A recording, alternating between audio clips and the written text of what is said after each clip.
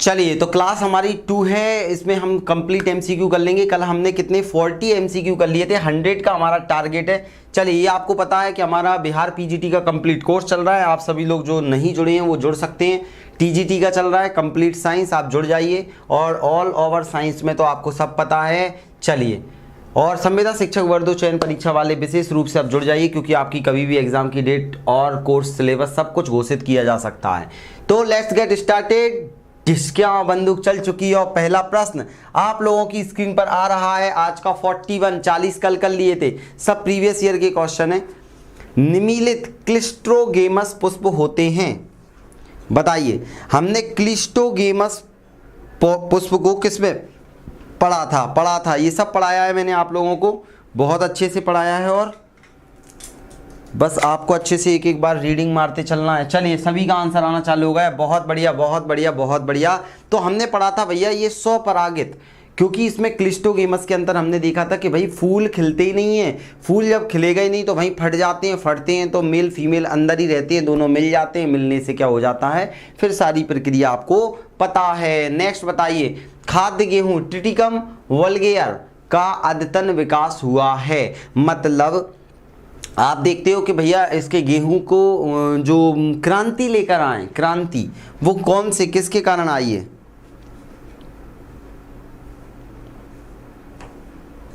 Colchicine का use करके इसमें क्या करा गया है, इनके गुण वो बढ़ा दिए, गुणसूत्रों को बढ़ाया गया है।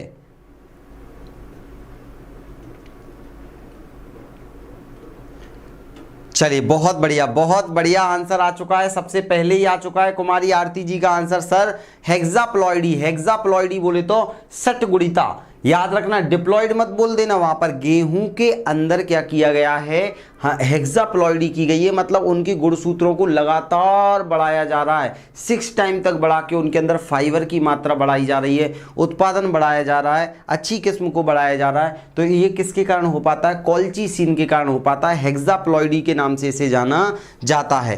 क्लियर? तो ये याद रखना है, hexaploidy. Hexaploidy is the right answer. Polyploidy मत लगा देना। नेक्स्ट बताओ, कुछ क्वेश्चन नए भी दिखेंगे तो उनको याद करते जाना, जैसे वो वाला था। ये तो आपको पता है, पेरिस्पर्म किस प्रकार के बीजों में विकसित होता है, बताइए। किस प्रकार के बीजों में विकसित होता है? बहुत बढ़िया। अब आप हल्का सा क्वेश्चन ट्विस्टेड किया गया है पेपर वाले ने, बाकी चीज वो ही है। हाँ, 42। चलिए, सभी लोगों के आंसर आना चालू हो चुके हैं, बिल्कुल किसी का गलत नहीं दिख रहा मुझे। ए इज अ राइट आंसर हो जाएगा। न्यूसिलस, क्योंकि न्यूसिलस जो बीजांड काय है उसका बचा हुआ भाग ही आप सभी को पता है कि पेरिस्पर्म कहलाता है। नेक्स्ट बताइए आप, यदि पराग नली झिल्ली आवरण के माध्यम से बीजांड में प्रवेश करती है, यदि पराग नली झिल्ली जो है अरे सरल सी बात है, पोलन ट्यूब किसमें से जाती है? अगर बीजांड में प्रवेश करती है, कहाँ से? आवरण से, इंट्यूगमेंट से जाती है। तो इस घटना को किस रूप में जाना जाता है? लो, ये तो बच्चा बता देगा, अब तो इतना कठिन ही नहीं है। चलिए, वर्षा जी का आंसर आ चुका है। इसी का आया है क्या? नहीं आया, अब आया सुषमा जी का आ गया, कुमारी आरती जी का। सभी बढ़ चढ़ कर हिस्सा लीजिए, मत सोचिए कि नाम लिए जाए, सबके बस आंसर दे दीजिए। चलिए, आज बहुत सारे लोग दिख रही रहे, स्वरा जी भी नहीं दिख रहे, और यहाँ पर मुझे सांघवी जी दिख रहे हैं, कुमारी आरती जी, स्मिता जी, नीलम जी का भी आंसर नहीं आ रहा है। बहुत सारे लोगों को पता नहीं होगा, चलिए बाद में देखेंगे। तो सी जा, यहाँ पर पोरोगेमी, अच्छा कहाँ से पूछा है इन्होंने? पराग नली झिल्ली आवरण के माध्यम से बीजांड में प्रवेश करती है, तो इसको भैया पोरोगेमी थोड़ी बोलेंगे, पोरोगेमी थोड़ी, मीसोगेमी बोलेंगे। सी इज द राइट आंसर हो जाएगा यहाँ पर। पोरोगेमी तो वहाँ जो छिद्र रहता है नीचे उससे होता है, तो इसका राइट आंसर क्या हो जाएगा? इसका राइट आंसर हो जाएगा आप सभी लोगों का, कोई दिक्कत नहीं है, टाइपिस्ट जी ने लगा दिया हमारे। तो ये याद रखना आप, मीसोगेमी। पोरोगेमी कब होता है? जब यहाँ जो आपने देखा है, इस ये वाला भाग आपने देखा है, सभी को पता हुआ है, बना देता हूँ मैं एक बार। ये बीजांड है न्यूसिलस से, मान लो, तो यहाँ से ये नली आएगी और नीचे से एंटर करेगी, तो इसको क्या बोला जाता है? पोरोगेमी। मीसोगेमी, चैलेजोगेमी में ऊपर से एंटर हो जाता है, इसमें साइड से पूछा है। चलिए, अब आपको समझ में आ गया इसका राइट आंसर क्या है? सी है, इसको मत लगाना, C is the right answer. Next बताओ, एक अनिषेचित अंड से भ्रूण बनने की प्रक्रिया को क्या कहा जाता है? अनफर्टिलाइज एग से अगर क्या बन रहा है आपका यहाँ पर भ्रूण बन रहा है। बहुत बढ़िया, हाँ माइक्रोपाइलर वो वाला हो जाएगा। इसका आंसर दो 45 का जल्दी से, सभी के आंसर आना चालू हो गए। बहुत बढ़िया, बी बी बी बी पार्थिनो का अनिषेक जनन आ जाएगा, अनिषेक फलन, फलन नहीं आएगा, अनिषेक जनन। भ्रूण बनने की प्रक्रिया पूछिए, अगर यहाँ पर फल बनने की प्रक्रिया पूछते तो फलन हो जाता। फल बनने की यहाँ पर पूछा है, भ्रूण बनने की प्रक्रिया को क्या बोला जाता है? अनिषेक जनन कहा जाता है, याद रखना। और यही जब फल में कन्वर्ट हो जाती है तो इसी को क्या बोल दिया जाता है? अनिषेक फलन के नाम से जाना जाता है, ये याद रखना। चलिए महनाज रजा जी भी हमारे साथ जुड़ चुकी हैं। चलो तो भैया सभी लोग आंसर देखो, ये दोनों में आप बहुत पास पास का ही रिश्ता है दोनों का, ठीक है। जूलॉजी ये वाले अपने उसके क्वेश्चन है पूरे के पूरे, अब एम्ब्रियोलॉजी वाले क्वेश्चन है ये सारे, ठीक है। चलिए तो ये आपको याद रखना है। नेक्स्ट बताओ, बहुभ्रूणिता सामान्यता पाई जाती है। बहुभ्रूणिता, पॉली आप बोल सकते हो एम्ब्रियोनी, पॉली एम्ब्रियोनी बहुभ्रूणिता सामान्यता किसमें पाई जाती है? ये तो बार बार पूछता है और ये याद भी रखना है आप सभी लोगों को, बहुभ्रूणिता वाला। चलिए सब लोगों के आंसर आने लग गए हैं। गुड आफ्टरनून, बिल्कुल सभी के आंसर मुझे दिखाई दे रहे हैं। सी सिट्रस में, नींबू में, नींबू के अंदर बहुत सारे खंड बन जाते हैं, बीज बन जाते हैं, तो उनके अंदर बहुत सारे भ्रूणों का निर्माण होता है। ये पूछता है, स्टार बना लेना, ये बहुभ्रूणिता। नेक्स्ट बताओ मुझे, घासों में महती पुनर्जनन शक्ति होती है क्योंकि वे घास क्यों ग्रो करते हैं? आप बताइए, पेपर में पूछा गया क्वेश्चन है, टीजीटी पीजीटी बिहार 2006। जल्दी से आंसर दीजिए जितने लोग देख रहे हैं, और पीडीएफ एक बार अच्छे से पढ़ लेना इसकी। चलिए बहुत बढ़िया, सुषमा जी, मेहनाज जी, राम भास्कर जी, सांगवी जी, सबके आंसर मुझे दिखाई दे रहे हैं। बहुत बढ़िया। कुमारी आरती जी, निरंतर चराने वाले, निरंतर चराने वाले क्या हो जाएगा यहाँ पर? जानवर उनको खाते रहते हैं, तो उन्होंने अपने आप को ग्रो करने की उनके अंदर शक्ति आ चुकी है, क्योंकि निरंतर चराने वाले जो रहते हैं जानवर उनको खाते रहते हैं, इसके कारण उनमें क्या हो गई? पुनर्जनन की शक्ति आ चुकी है। ये आपको याद रखना है। कुछ क्वेश्चन मैंने ऐसे भी ऐड करे हैं जो यहीं पर आपको मैं बताता चलूँगा, एक बार जानना जरूरी है बस। पुंजनीय अगुणित पौधे सर्वप्रथम विकसित किए गए थे। पुंजनीय, पुंजनीय का मतलब हमने देखा था इन विट्रो फर्टिलाइजेशन।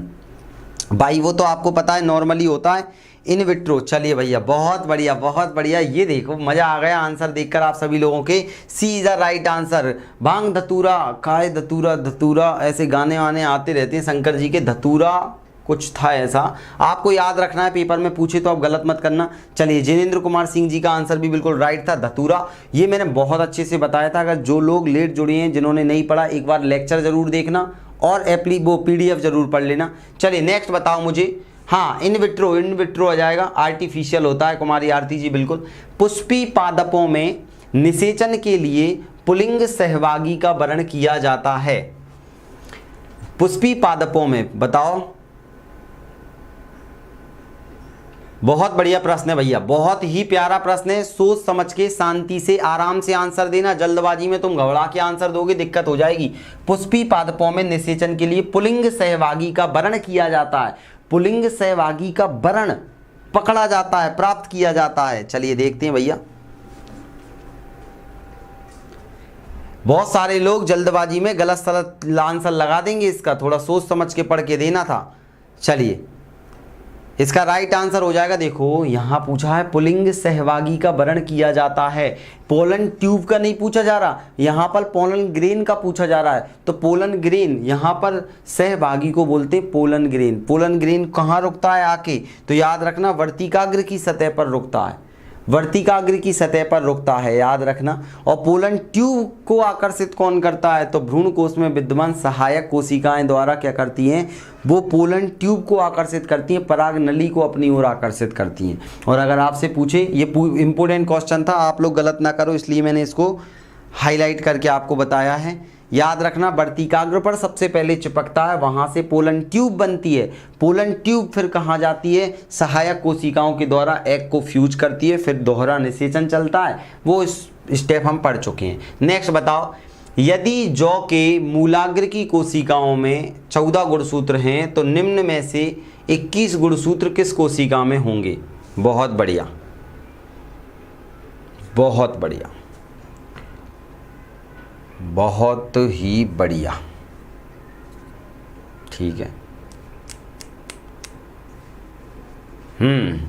अति उत्तम, अति उत्तम, बहुत बढ़िया। मुझे लगा था कि गलत सलत करोगे, एक भी गलत नहीं कर रहा, क्या करने वाले हो। चलिए भाई, एप्लीकेशन पर मुझे किसी का भी गलत नहीं दिख रहा है, बहुत बढ़िया। सुषमा जी, सोनी जी, कुमारी, आरती जी, स्मिता जी, देखो पढ़ने के बाद बहुत बढ़िया, आप सभी ने सही लगाए। चलिए जितेंद्र जी, बहुत बढ़िया। B is a right answer. क्यों B is a right answer, कोई बता पाएगा? एक्सप्लेन करो अपने मन के अंदर। तो आप बोलोगे सर ये तो आप कोई भी बता देगा कि भ्रूण पोष की कोशिकाएं क्या होती हैं, 3N होती हैं, क्योंकि त्रिक संलयन यहाँ पर पाया जाता है, आपको पता है। और जो मूल वगैरह है, बाकी सभी चीज़ें हैं, उनमें क्या होता है, 2N होता है। और यहाँ पर 2N का मान दे के रखा है 14, तो N का मान कितना हो जाएगा सर? 14/2 = 7। तो यहाँ पर अब 3 × 7 कर देंगे तो क्या हो जाएगा? 21। तो 21 इसी में तो होगा ना सर। क्लियर? चलिए आप ध्यान देना, सभी लोग बिल्कुल ओके, जुड़ पा रहे हैं और जुड़ भी गए सभी लोग। चलिए अब ध्यान देते हैं, इतना क्लियर हो गया। Next next next. निम्न में से कौन सी फसल सामान्यतः स्वपरागित है? कौन सी स्वपरागित फसल है इनमें से? बताइए। एक स्वपरागित है, बाकी परपरागित है। अब देखो इनमें इनको मुझे याद नहीं रखना है, याद आपको रखना है। आपको आपका पेपर पास करना है, तो आप जितना रिवीजन करोगे, जितना पढ़ोगे, जितना टारगेट बनाओ। 3 दिन में कंप्लीट कोर्स करना, फिर 1 दिन में कंप्लीट कोर्स करना, 7 दिन में कंप्लीट कोर्स करना। जैसी जिसकी स्थिति वैसी उसको कंप्लीट बार बार करना है, तब सिलेक्शन होगा, ऐसे नहीं। चलिए, निम्न में से कौन सी फसल सामान्यतः स्वपरागित होती है? तो स्वपरागित मूंगफली हो जाएगी, मूंगफली सी, बिल्कुल। वहीं के वहीं उनके बीजों में परागण हो जाता है। बाकी सूरजमुखी में तो होते ही नहीं है, नरमर दूरदार से आते हैं सारे, भांग, कद्दू, इन सभी में परपरागण की स्थिति होती है। आपको ये याद रखना हो, पेपर में पूछा गया है। अब ये नहीं पूछ लेगा वो कुछ भी पूछ सकता है घुमा के। स्वपरागण के लिए निम्न में से कौन प्राकृतिक युक्ति प्रयोग में लाई जाती है? स्वपरागण के लिए निम्न में से कौन प्राकृतिक युक्ति प्रयोग में लाई जाती है? ये भी अच्छा क्वेश्चन है।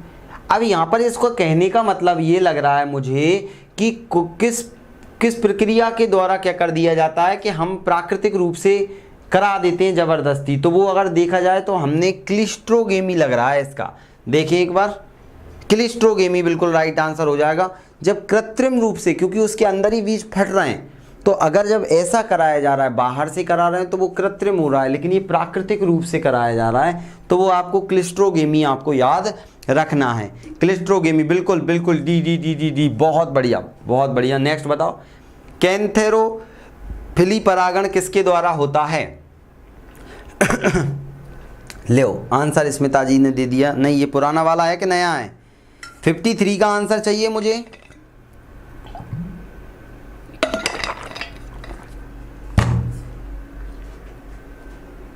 चलिए 53 का आंसर चाहिए मुझे। चलिए सभी लोगों के आंसर आने लगे हैं। भृंग भृंग भृंग बीटल्स के द्वारा होता है सर, जिस पे छोटे छोटे से वो दाने रहते हैं। तो ये सब आपसे ये नहीं पूछ के ये पूछ लेगा, ये पूछ लेगा। ये सब आपको पढ़ाया है, पढ़ना आपको है, बिना पढ़े सिलेक्शन थोड़ी होगा। पढ़ो अच्छे से तो हो जाएगा। पौधे जो अपने जीवन में केवल एक बार पुष्पित होते हैं कहलाते हैं। देखो ये मैंने मन से डाला है ताकि आप सभी लोगों को इसका भी पता लगे। फैक्चुअल क्वेश्चन है, मन से तुक्का लगाने की कोशिश करो पहले। तो देखते हैं कितने लोग लगाओगे और सही बैठ जाएगा।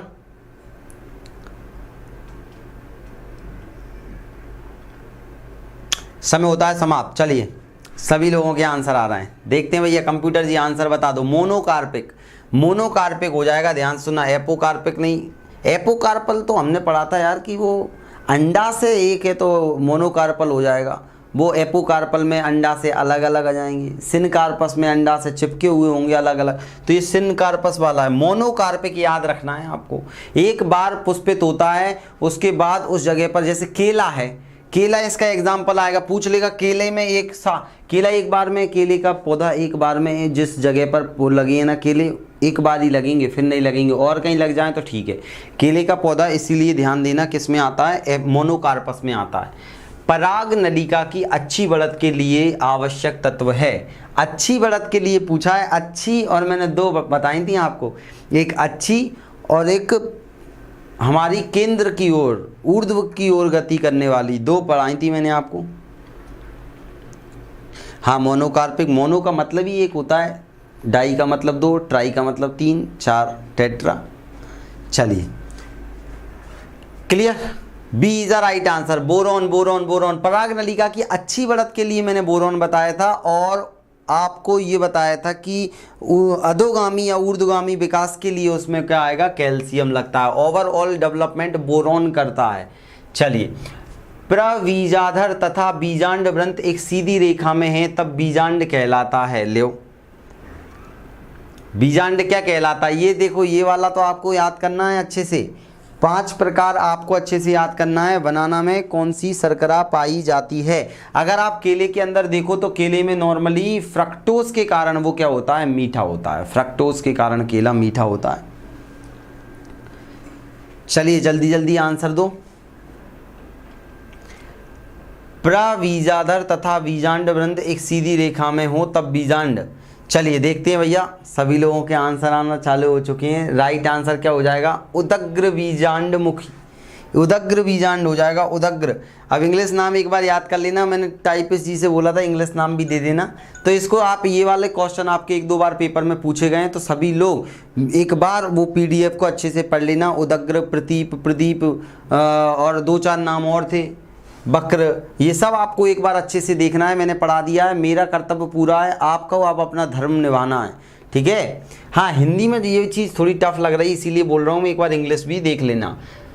फसलों में पर परागण को यह भी कहते हैं, बताओ, 2 बार पूछा गया क्वेश्चन है, 2 से 3 बार। फसलों के अंदर जो पर परागण होता है, क्रॉस पॉलिनेशन होता है, वो क्या कहलाता है।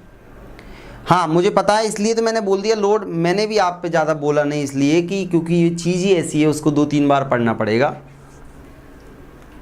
चलिए जल्दी जल्दी से आंसर दीजिए। पर परागण को क्या बोला जाता है, मैंने ये पढ़ाया है अच्छे से। चलिए सभी के आंसर आना चालू हो गए, बहुत बढ़िया बहुत बढ़िया। एलोगेमी, एलोगेमी, गेमी गेमी दे देगा वो पेपर में, तो आपको अब अलग अलग गेमी को 3-4 बार पढ़ के पहचानना है। PDF को पढ़ना है, डेली एक बार नज़र मारना है।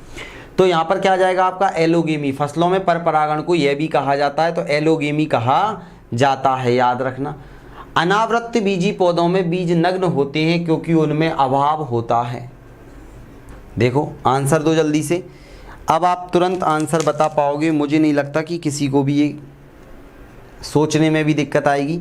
सभी लोग बढ़ चढ़ कर हिस्सा लीजिए, जितने लोग देख रहे हैं, सुषमा जी, स्मिता जी, कुमारी, आरती जी, राम भास्कर जी, सभी लोग।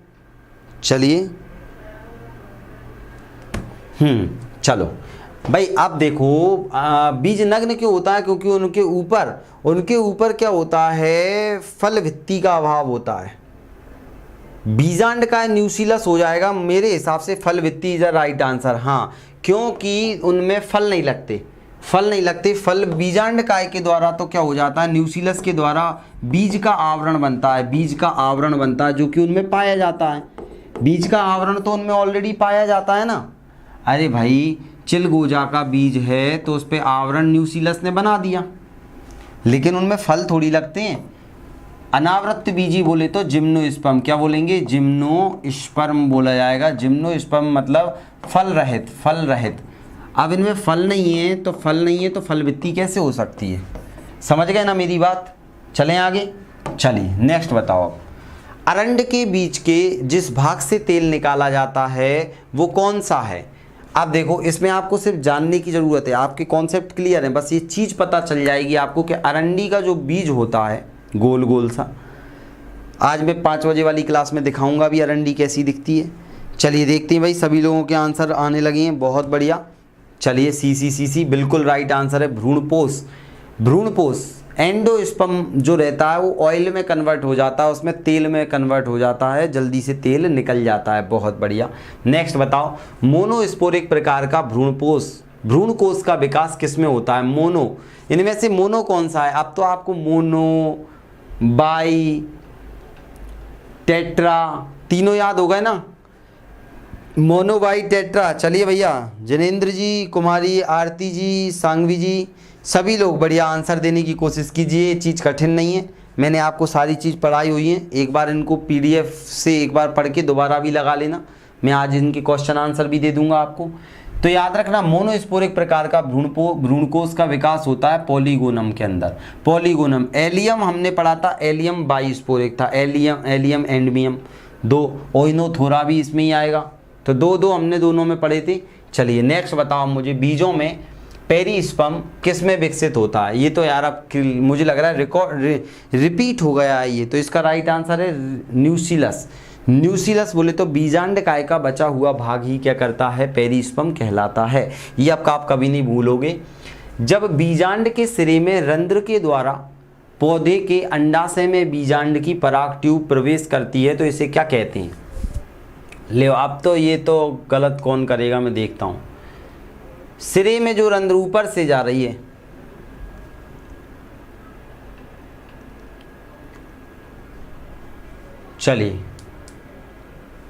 चलिए बहुत बढ़िया, हिंदी नाम में उन्होंने ऐसा लिख दिया तो चैलेजोगेमी हो जाएगा इसमें। चैलेजोगेमी के उड्डद्वारी प्रवेश, यार चैलेजोगेमी आंसर होगा। ये कैलाजोगेमी दिया हुआ है, इसको हिंदी में अगर इंग्लिश में देखा जाए तो अगर ये चैलेजोगेमी लिखा होगा, चैलेजोगेमी।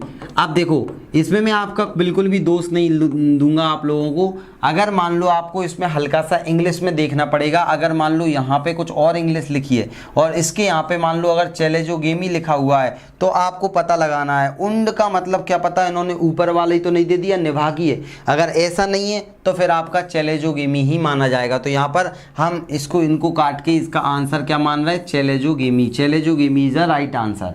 क्लियर? चैलेजोगेमी इनको काट के हम चैलेजोगेमी इसके आंसर की घोषणा करते हैं। ठीक है, चलिए अब आपको क्लियर हो गया होगा। पेपर में ऐसा कुछ भी नहीं आएगा, आप इंग्लिश को प्राथमिकता देना, इंग्लिश नाम भी देखना और हिंदी नाम भी देखना।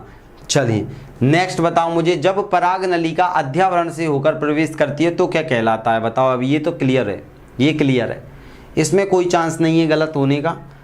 अध्यावरण बोले तो इंट्यूगमेंट से होती है। चलिए भैया, निराशा जी, स्मिता जी, सोनी जी, सभी लोग आंसर दीजिए। चलिए भैया, सभी के आंसर आना चालू होगा, ये तो गलत नहीं है किसी का। चलिए B is a right answer, B is a right answer, mesogamy sir. जब पराग नलिका अध्यावरण इंट्यूगमेंट से प्रवेश करती है तो उसे मीसोगेमी कहते हैं, मीसोगेमी।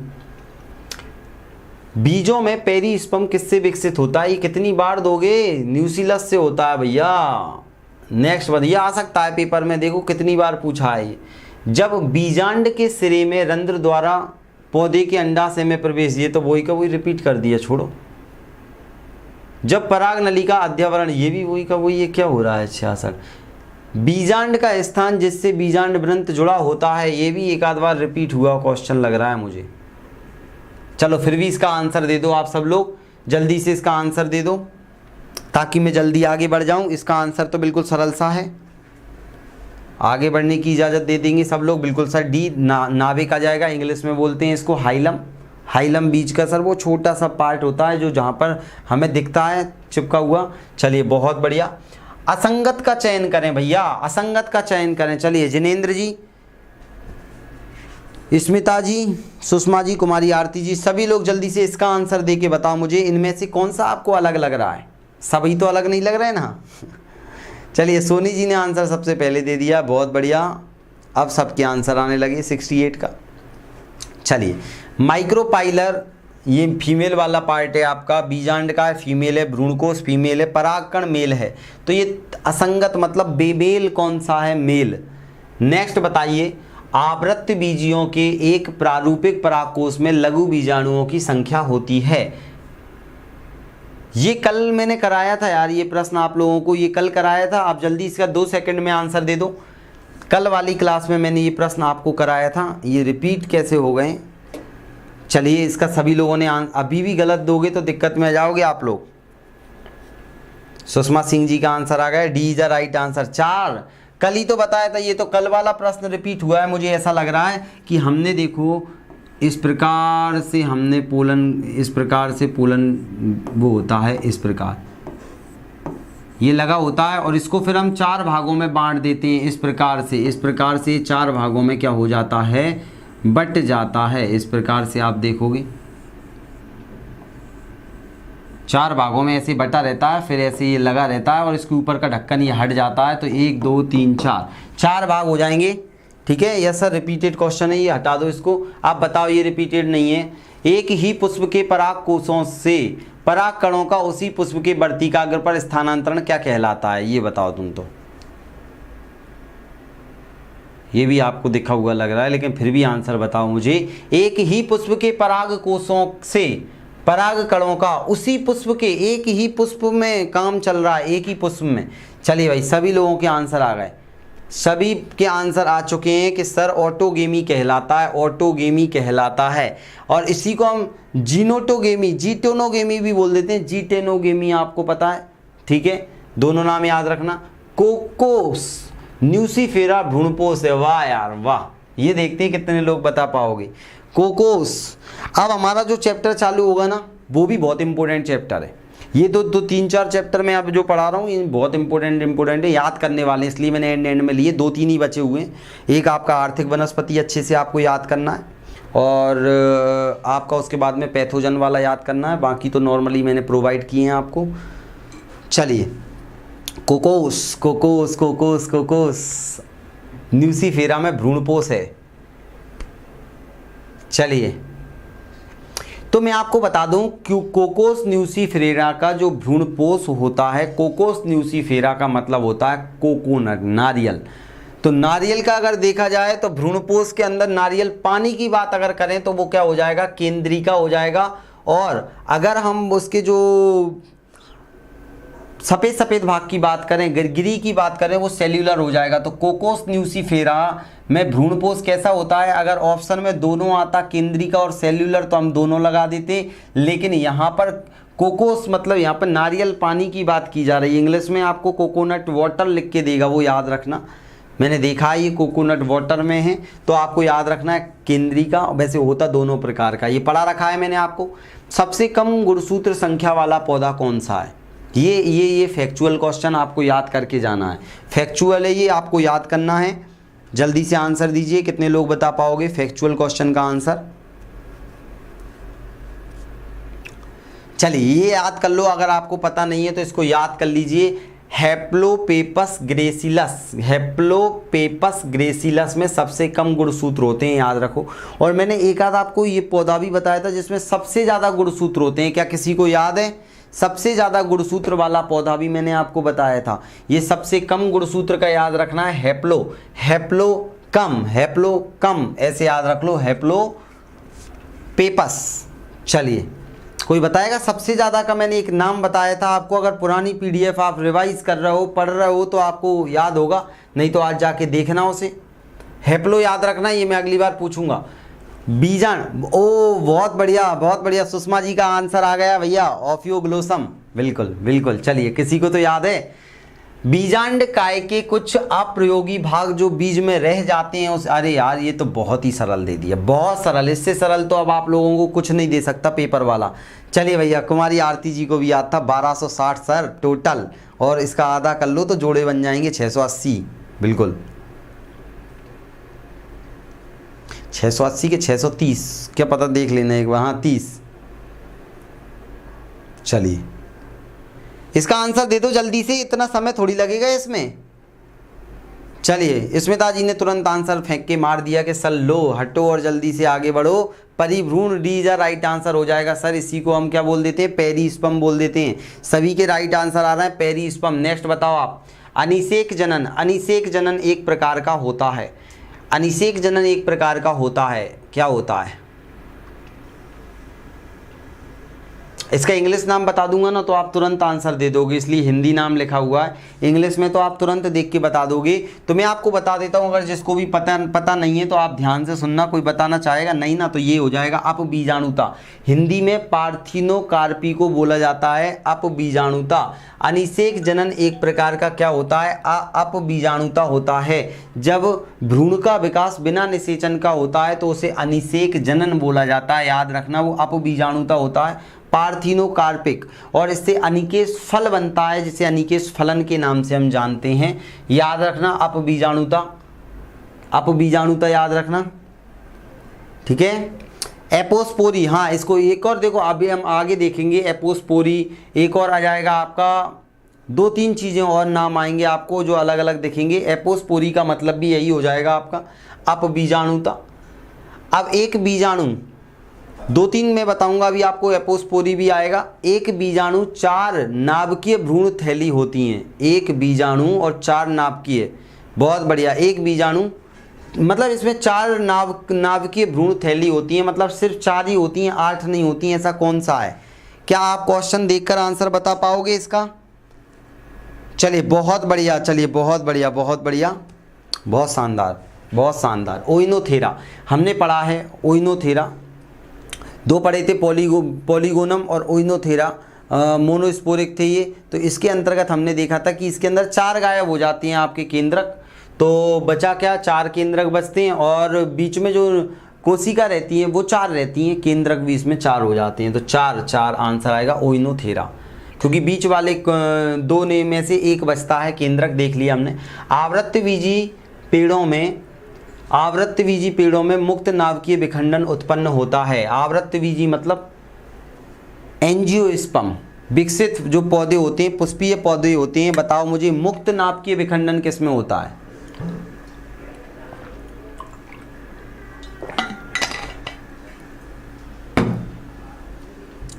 बहुत बढ़िया, चलिए भैया सभी का आंसर आ रहा है सर। भ्रूणपोष में होता है मुक्त नाभिकीय विखंडन, बिल्कुल सरल है। एंडोस्पर्म के अंदर हमने देखा था नाभिक बढ़ते हैं, और कभी कभी वो नाभिक जब कोशिका आवरण आ जाता है तो वो क्या बन जाते हैं? वो बन जाते हैं हार्ड पार्ट बन जाते हैं, बाकी सॉफ्ट पार्ट पानी के रूप में पाया जाता है। जैसे कि आप अरंडी के तेल में भी देख सकते हो, अरंडी में भी यही भ्रूणपोष था। जब सहायक कोशिकाएं एवं प्रतिमुखी कोशिकाएं भ्रूण बनाती हैं तब इसे क्या कहते हैं? देखो ये आएगा, ये क्वेश्चन इंपॉर्टेंट है, ये क्वेश्चन इंपॉर्टेंट है, ध्यान से सुनना। इससे आपको एक कॉन्सेप्ट क्लियर हो जाएगा, एक कॉन्सेप्ट क्लियर हो जाएगा, एक चीज़ आपको नई मिल जाएगी जो आपको याद रखनी है। चलिए सभी लोगों के आंसर आ रहे हैं, ठीक है। तो इसका राइट आंसर कहाँ गया? हाँ, B is the right answer. Apomixis कहा जाता है इसे, एपोमिक्सिस, ठीक है। एपोमिक्सिस के नाम से इसे जाना जाता है, ये आपको याद रखना है। एपोमिक्सिस जब सहायक कोशिकाएं, मतलब हमने देखा था सहायक मतलब सिनर्जिड सेल, वो ऐसी फिलीफॉर्म वाली हमारी आकर्षित करने वाली कोशिकाएं, या फिर एंटीपोडल ऊपर वाली एंटीपोडल प्रतिवसांत 1 2 3 इस प्रकार की, ये तीनों वाली, ये वाली, अगर इनमें जाके निषेचन होता है और बेचारी ये जो काजल अग्रवाल थी वो बैठी रह जाती है अपना मुंह फुलाए, ठीक है। तो क्या कर सकते हैं? अब इसका कुछ नहीं कर सकते हैं, ध्यान देना। ये बहुत इनके ये मज़े बन जाते हैं इनके, ठीक है। चलो तो अब हम आगे बढ़ते हैं। इतना क्लियर हो गया आपको। एपोमिक्सिस में जो एग रहता है वो एग बेचारा अकेला रह जाता है, मजे कौन लूट लेता है? मजे सहायक और प्रतिमुखी। एपोमिक्सिस आपको याद रखना है, एपोमिक्सिस।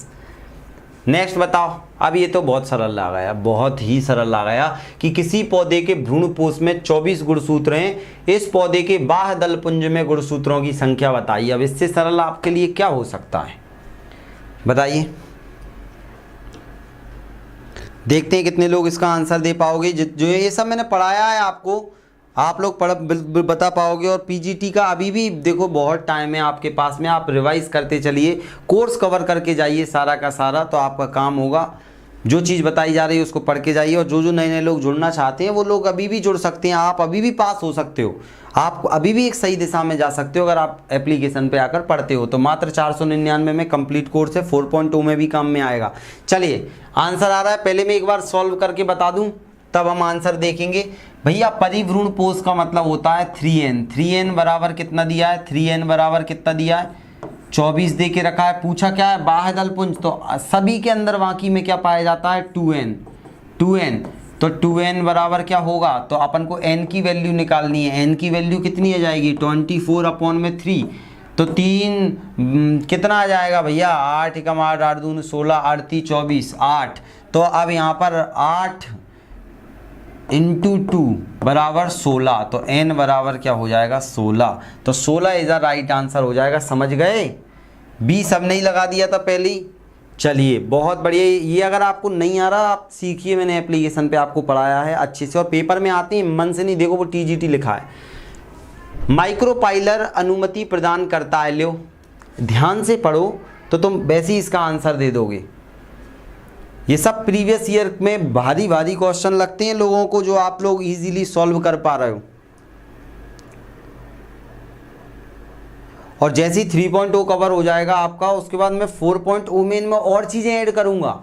मतलब जैसे ही ये होगा ना, अपन और गहराई में फिर आगे बात करेंगे। अभी समय की मांग के अकॉर्डिंग हम इन चीज़ों को कवर कर रहे हैं। ज़्यादा आप लोड भी मत लो, आप जो पढ़ा रहे हैं उतना पढ़ के जाओ, और आगे जो लोग जुड़े हुए हैं वो 4.0 में भी उन्हें बहुत फ़ायदा होने वाला है। आप बिल्कुल टेंशन मत लो, 1 साल तक की वैलिडिटी है। माइक्रोपाइलर अनुमति देता है पराग नली निषेचन के समय बीजाणु में प्रवेश करने की। पराग अंकुरण में छिद्र में उत्पन्न नहीं यही होती है पराग नली। पराग नली को एंटर करा देती है यहाँ पर, तो पराग नली में निषेचन के समय बीजाणु में प्रवेश करने की पराग नली को बुला लेती है, और वो मिल्क किससे जाता है, एग से मिल जाता है।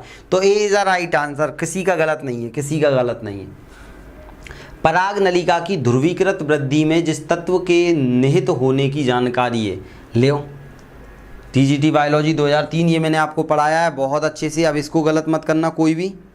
समय आपका निकलते जा रहा है, समय समाप्त होता है। चलिए okay, D is a right answer. Calcium is a right answer. Boron, boron हमने किस में पढ़ा था, बोरॉन हमने पढ़ रखा था कि भैया ओवरऑल ग्रोथ कर रहा है वो नॉर्मली, और ये कैल्शियम क्या कर रहा है, ध्रुवीकृत वृद्धि करता है। तो कोई दिक्कत वाली बात नहीं, गलत हो गया तो।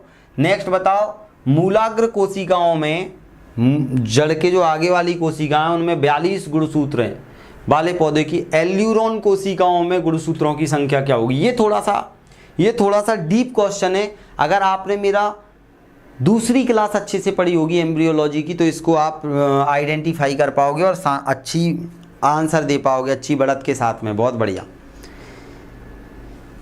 जल्दी से आंसर दो। मेरी भी इंटरव्यू की डेट आ गई है, अब मैं भी तैयारी करूंगा आज से।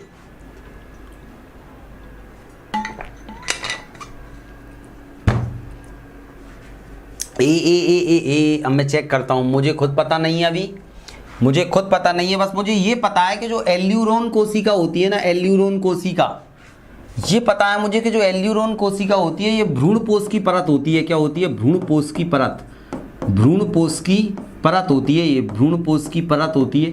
जब भ्रूणपोष की परत है तो ये क्या होगी, ये 3n होगी। और यहाँ पर जो कोशिकाएं मूलाग्र वाली, मूल में क्या होंगी, 2n है। तो 2n का मान दे के रखा है आपको 42, तो n का मान कितना आ जाएगा 42/2, तो कितना हो जाएगा 2 दूनी 4, 2 एकम 2, 21। और यहाँ पर अब आपसे 3n की बात कर रहे हैं, तो 21 × 3, तो 21 वाली कितनी 63, तो 63 इज अ राइट आंसर। मेरे हिसाब से सी आंसर है, सी है।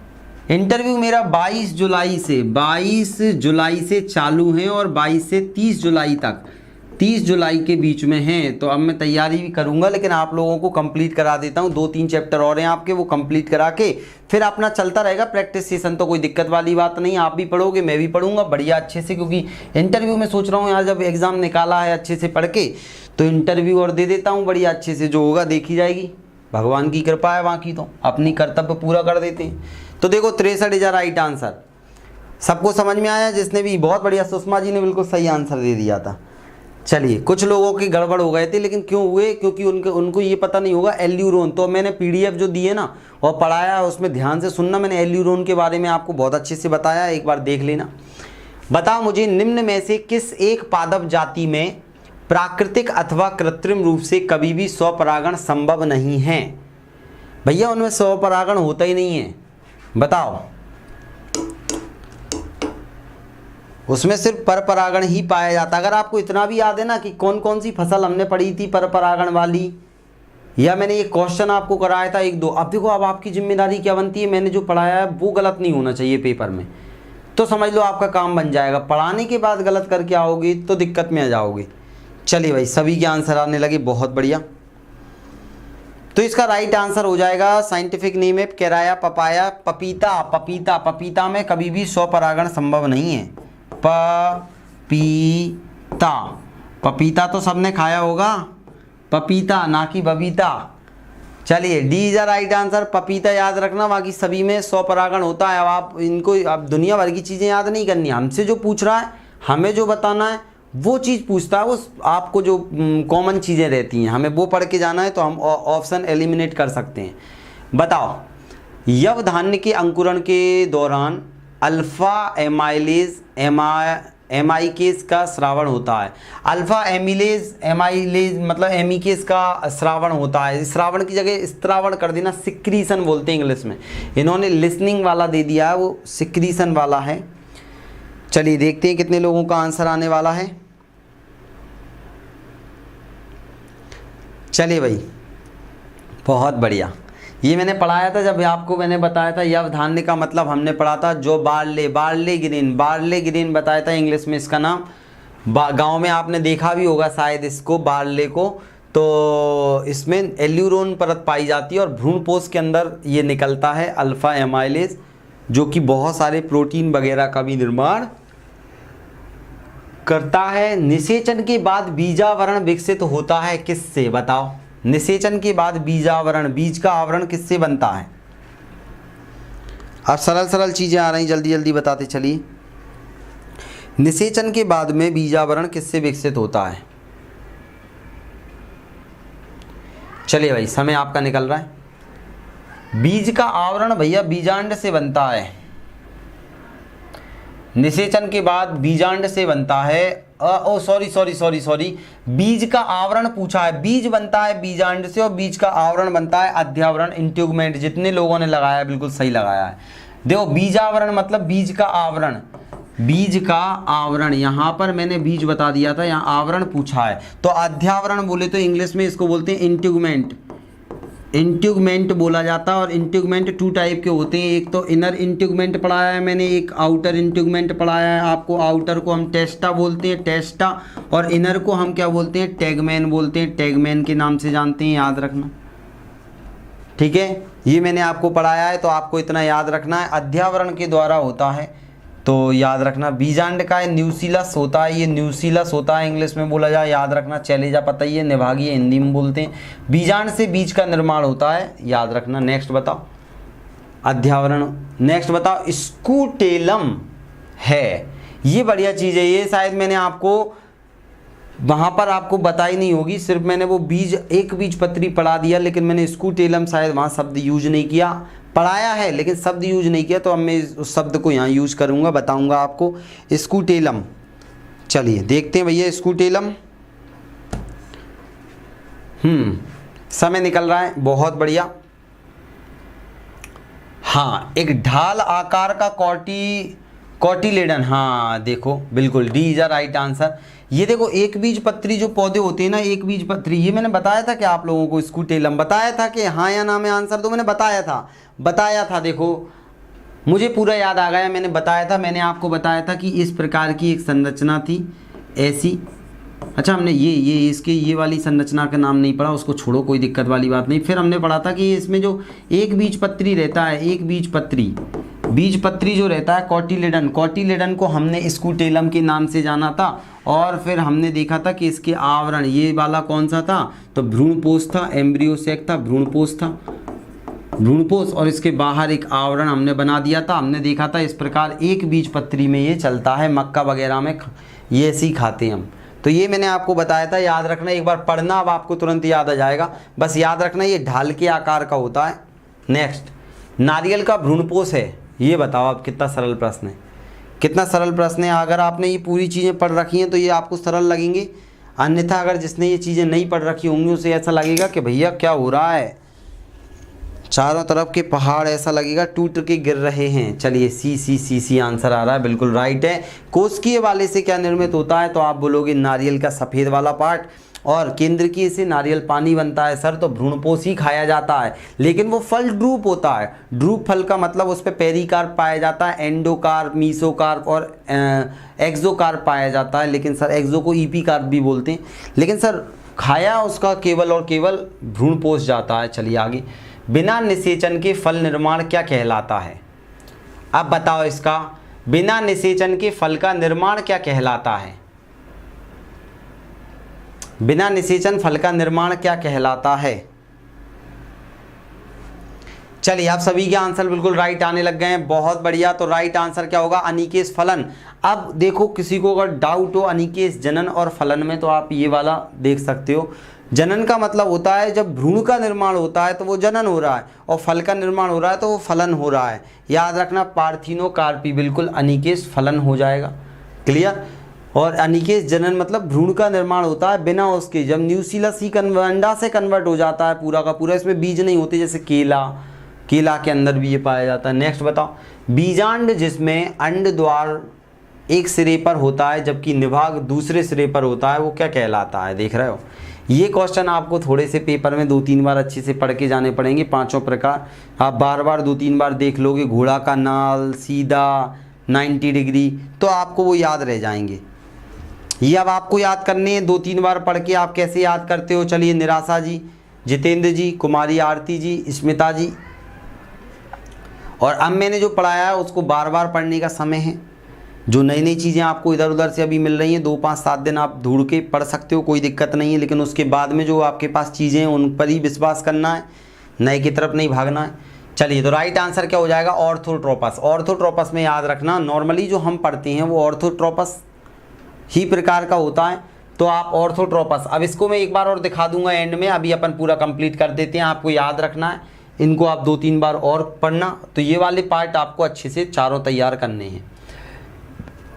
बीजांड में अर्धसूत्री विभाजन कहाँ होता है। बीजांड में अर्धसूत्री विभाजन कहाँ होता है, किस में होता है भैया। बढ़िया। अब इसको थोड़ा सा आंसर आप दे पाओगे, अब मुझे नहीं लगता कि इसमें कोई कठिन लगेगा, क्योंकि हमने इसको भी बहुत अच्छी तरीके से देखा है। बिल्कुल B is a right answer, क्योंकि हमने देखा था मेगा स्पोरेंजियम मदर सेल, पूरा मैंने आपको बहुत अच्छे से बताया, ऐसे ऐसे ऐसे ऐसे। अगर आप एक बार लेक्चर उसको देख भी लोगे तो आपको कभी भी भूल नहीं पाओगे। चलिए, सभी का आ गया। मेगा स्पोरेंजियम मदर सेल बोला जाता है।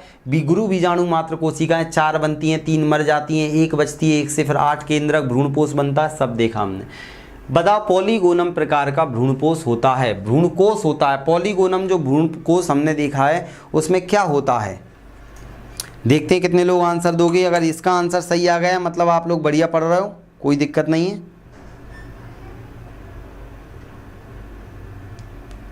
चलिए भैया, सभी के आंसर आ गए सर। उसमें केंद्रक होते हैं आपके 8 और 7 होते हैं कोसा, तो आंसर हो जाएगा सी। बिल्कुल सबके सही हैं। और देखिए, अगर आपको ये कठिन लग रहा है, यूट्यूब पर जितने लोग देखेंगे या देख रहे हैं, अगर आपको कठिन लग रहा है तो आपको कंप्लीट सिलेबस अभी भी पढ़ने को मिल रहा है। जीएस जीनियस एकेडमी के ऐप पर जाइए, पूरी चीज़ें आपको वहाँ पर रिकॉर्डेड मिल रही हैं, लाइव क्लास मिल रही है, प्रैक्टिस करा रहे हैं। नहीं पढ़ोगे तो तुम्हारी गलती। अभी भी मौका है, अगर जो आज से पढ़ेगा उसका भी सिलेक्शन हो जाएगा, लेकिन पढ़ना पड़ेगा। बिना पढ़े तुम दे आओ, तुम 4.0 की तैयारी करोगे तो यहीं जुड़ जाओ मुझसे, तो मैं और अच्छी तैयारी करवाऊंगा। आगे 3.0 कवर हो जाए जल्दी, समय कम है। 4.0 में हमारे पास समय भी ज़्यादा है, हम बहुत अच्छे से और जो चीज़ें पढ़ ली हैं उसमें ही चीज़ें ऐड करके और अच्छे पढ़ेंगे, तो आप टेंशन मत लेना। वह प्रक्रिया क्या कहलाती है जिसके द्वारा एक जीव मादा के रूप में जीवन आरंभ करता है और कालांतर में नर में बदल जाता है। देख रहे हो आप, बहुत बढ़िया प्रश्न है ये। मादा के रूप में जीवन आरंभ करता है और नर बन जाता है वो। देखते हैं कितने लोग बता पाओगे। और इसका आंसर मैंने पर्यावरण में पढ़ाया था आपको। पर्यावरण देखना, आप पर्यावरण के दूसरा तीसरा लेक्चर देखना, अजैविक घटक के अंदर पढ़ाया था मैंने आपको। पर्यावरण आपके सिलेबस का हिस्सा है। चलिए, तो देखो, स्त्री थी पहले, स्त्री पूर्वता, स्त्री पूर्वता बोल देंगे इसको। स्त्री पूर्वता, पहले क्या थी, स्त्री थी फिर पुरुष बन गई। पूर्व में वो स्त्री थी फिर पुरुष बन गई। तो जीव मादा के रूप में जीवन आरंभ करता है, कालांतर में नर में बदल जाता है, और जब पूर्वता पुरुष नर में मादा में बदल जाता है तो ये हो जाएगा। तो ऐसे जीव तापमान के कारण, जब छिपकली है, बहुत सारे जीवों में जो जनन होता है वो तापमान पर निर्भर होता है। आप अगर ज़्यादा गर्मी में उन्हें रखेंगे तो फीमेल पैदा होगी, कम गर्मी में रखेंगे तो मेल पैदा होगा, ऐसा होता है। और परिपक्वता भी जल्दी आ जाती है। अगर आप उष्णकटिबंधीय क्षेत्रों में जाओगे, भारत जैसे देशों में, तो 18 से 16 साल में ही पहले शादी हो जाती थी, क्योंकि लड़की जल्दी से परिपक्व हो जाती थी। लेकिन जनसंख्या वृद्धि के कारण हमें उसे रोकना पड़ा है। बाकी 18 साल परफेक्ट एज थी पहले के हिसाब से, अगर माना जाए। वर्तमान समय में भी परिपक्वता हो जाती है वो साइंटिफिक रीज़न है, बाकी मैं कोई विरोध नहीं कर रहा। पौधे के बीज में भ्रूण है, ये भ्रूण होता है जो उचित परिस्थितियों में अंकुरित हो जाता है। इस प्रक्रिया को इनमें से किसके रूप में जाना जाता है? बताओ बताओ बताओ बताओ। हाँ, अब भी हो सकती है, बिल्कुल हो सकती है शादी, लेकिन जनसंख्या इतनी बढ़ रही है, जल्दी शादी कर दी। पहले तो 8-8 बच्चे होते थे, 9-9 10-10, हमारी दादी के तो 6-7-8-9, उसमें से 3-4-5 तो की डेथ हो जाती थी जन्म की समय।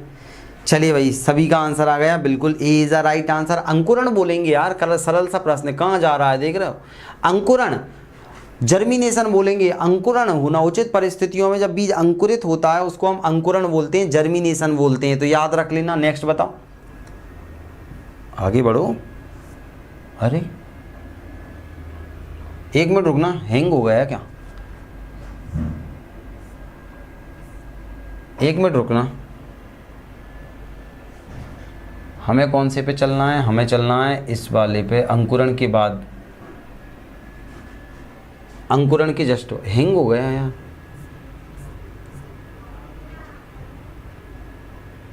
एक मिनट रुको बस।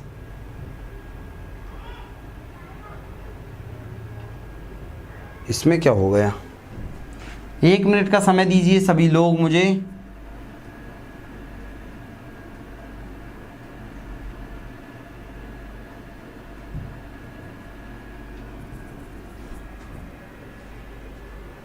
चलिए क्या हो रहा है देख लेते हैं अपन।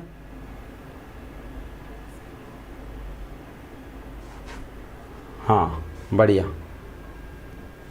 1 मिनट रुकना, अपन बाहर निकल के दोबारा अंदर आ जाएंगे, अपना कुछ नहीं जा रहा। 1 मिनट रुको।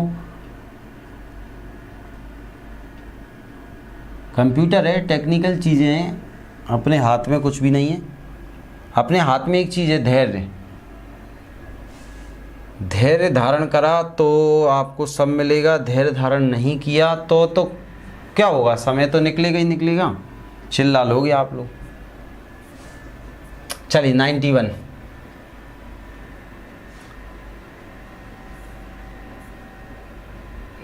नंबर का चल रहा था हमारा, बहुत नीचे आ गया मतलब अपन, और नीचे और नीचे, बस।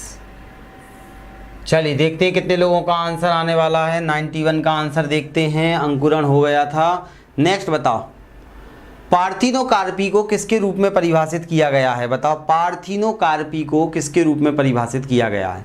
सरल सरल से पढ़ के आंसर दे दो जल्दी जल्दी, समय हो चुका है अपना, जल्दी से आंसर दीजिए सभी लोग।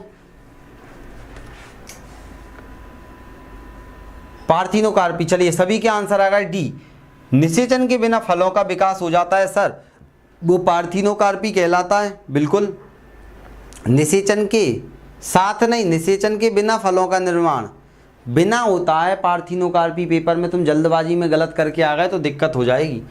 लैंगिक प्रजनन के दौरान जब दो अलग अलग जीवाणु कोशिकाएं संयोजित होती हैं तो वे का निर्माण करती हैं। बताओ, पढ़ो और आंसर दो, पढ़ो और आंसर दो। चलिए जैनेन्द्र कुमार सिंह जी, निराशा जी, कुमारी आरती जी, सुषमा जी, आंसर दो।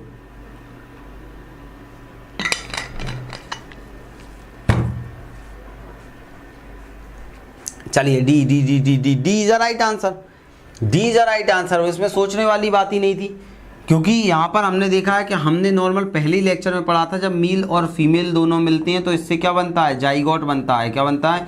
जाइगोट को युग्मनज के नाम से जाना जाता है। किस प्रकार के प्रजनन से अधिक विविधता उत्पन्न होती है? कौन सा प्रजनन है जिससे बहुत ज़्यादा अलग अलग प्रकार के जीव उत्पन्न हो जाएंगे? समय निकल रहा है आप लोगों का। अलग अलग प्रकार के जीव किसमें पाए जाएंगे? चलिए ओके, लैंगिक जनन होगा। देखो लैंगिक जनन होगा तो कोई काला, गोरा, भूरा, नीला, पीला अलग अलग होंगे, एक जैसे हो गए। अगर मान लो अलैंगिक जनन है, मतलब शरीर टूट के अलग हो रहा है या फिर उसमें से ही भाग निकल रहा है, तो वो फिर कोई मतलब नहीं है, एक जैसी बनेंगे। तो D is a right answer. Next, फूल के पराग कोश से वर्तिकाग्र तक पराग कणों के स्थानांतरण को क्या कहा जाता है? सरल सरल से प्रश्न है ये तो, बताओ जल्दी से आंसर। वनडे एग्जाम में पूछे गए क्वेश्चन है ये तो। और ये पूछे जाते हैं, तो आप लोगों को ऐसे क्वेश्चन भी रेडी करके जाना है। चलिए भैया, D is the right answer. परागण पॉलिनेशन कहलाता है, पॉलिनेशन कहलाता है, D is the right answer हो जाएगा। नेक्स्ट बताइए, एक पौधे के बीज में आगामी पौधा होता है के रूप में डॉट डॉट डॉट। एक पौधे के बीज में आगामी पौधा होता है, किस रूप में होता है आगामी पौधा, बताओ। आगामी पौधा होता है किस रूप में होता है, बहुत बढ़िया। चलिए ओके, आंसर आना चालू हो गया। देखो, बीज का निर्माण बीजांड से होता है, लेकिन पौधे का निर्माण भ्रूण से होता है।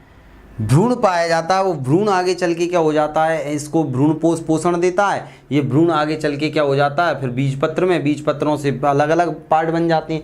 तो याद रखना, भ्रूण में बीजांड से बीज बनता है, बीज में आगामी पौधा होता है। बीज में पूछा है, बीज के अंदर पूछा है, तो बीज में भ्रूण होता है, बीज में भ्रूण होता है। याद रखना, अगर गड़बड़ हो गई पेपर में तो दिक्कत होगी। बीज में भ्रूण होगा, ये पूछा गया प्रश्न है, याद रखना। नेक्स्ट, पराग कण के द्वारा उत्पन्न किए जाते हैं। पराग कण के द्वारा उत्पन्न किए जाते हैं, पराग कण के द्वारा उत्पन्न, देखो देखो देखो, पराग कण डॉट डॉट डॉट के द्वारा उत्पन्न किए जाते हैं। हाँ, चिपक गए हैं क्वेश्चन, थोड़ा सा गैप देना था आगे पराग कण के बाद में। चलिए बहुत बढ़िया। पराग कण आपको पता है एंथर से बनते हैं, एंथर का मतलब हो जाएगा पराग कोश। पराग कोश से पराग कण बनते हैं, पराग कण पोलन ग्रेन होते हैं। नेक्स्ट बताओ, निम्न में से क्या अंडप में उपस्थित होता है। अंडप में, अब बताओ, पेपर में कोई बताने वाला थोड़ी रहेगा, इसलिए मैं भी नहीं बता रहा आपको, आप तो आंसर दो। अंडप में क्या होता है, जल्दी जल्दी आंसर दो सभी लोग। चलिए, सभी का समय होता है समाप्त। अंडप के अंदर होता है बीजांड।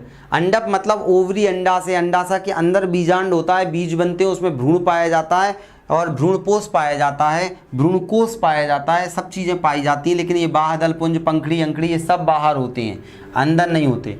नेक्स्ट बताओ, हवा के पराग कण, हवा के परागण को क्या कहा जाता है। हवा के द्वारा जब परागण होता है तो उसे क्या कहा जाता है, जल्दी से बताइए सभी लोग, देखते हैं कितने लोगों का आंसर आएगा। आ गया आंसर। चलिए, सभी के सी सी सी सी आंसर आ रहे हैं, बहुत बढ़िया। हवा के परागण को क्या कहा जाता है, एनीमोफिली कहा जाता है। क्या कहा जाता है, एनीमोफिली। बाकी फिली आपको पूरा चार्ट बना के बताया गया था पूरा, तो आप लोग एक बार उसको रिवाइज कर लेना। लास्ट प्रश्न बताओ, क्रॉस परागण के लिए निम्न में से कौन सा परागण के कारक नहीं है। क्रॉस पॉलिनेशन मतलब पर परागण किसके द्वारा नहीं होता है, ये बताइए मुझे। सोच समझ के आंसर देना, सरल सा प्रश्न आपकी स्क्रीन पर है, पर परागण किसके द्वारा नहीं होता है।